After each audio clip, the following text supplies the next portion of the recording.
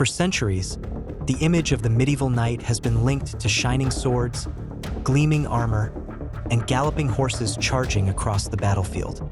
But there came a moment in history when that heroic figure began to change. A time when gunpowder made its way into Europe, and knights, still clad in their heavy armor, started wielding firearms. Yes, it really happened. There was a time when armored knights fought with arquebus. Gunpowder was introduced to Europe around the 13th century, most likely through contact with the Islamic world in Asia, especially during the Crusades and trade with China, where it had been known for centuries. But it wasn't until the 14th century that the first primitive cannons and bombards began to appear, mostly used in sieges to break down castle walls. Handheld firearms, however, came a bit later. It was in the 15th century that the first portable gunpowder weapons began to spread: hand cannons and later arquebus. These were crude, slow to load, and not very accurate, but for the time they were a stunning innovation. At first, firearms were mainly used by infantry, but eventually even knights, always seeking an edge in battle, started to adopt them. One of the most significant examples was the Battle of Cerignola, fought in 1503 in the Kingdom of Naples during the Italian wars between Spain and France.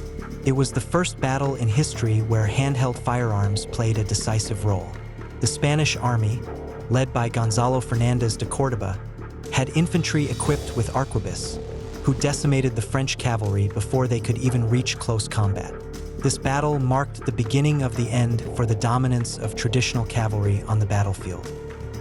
Even the most traditional knights began to adapt.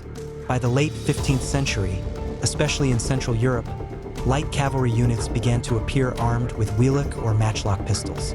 These knights, still wearing armor, used these firearms at close range to disrupt enemy lines or during mounted duels. It was a transitional phase, no longer the medieval knight charging with a lance, but a new hybrid figure blending armor with the emerging firepower of modern warfare.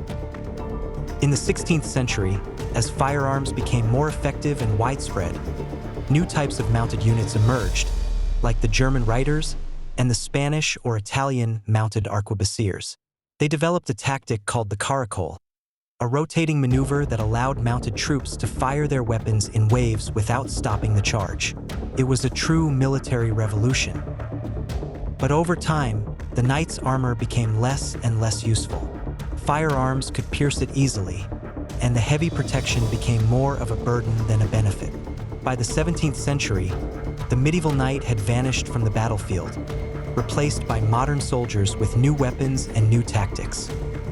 Still, there was that fascinating, almost surreal moment in history when medieval knights and firearms coexisted. A time when a man could ride into battle in shining armor and fire an arquebus amid the smoke and chaos. It was the beginning of the end for the Age of Knights, but also proof of how history can surprise us, transforming and reinventing even its most iconic figures.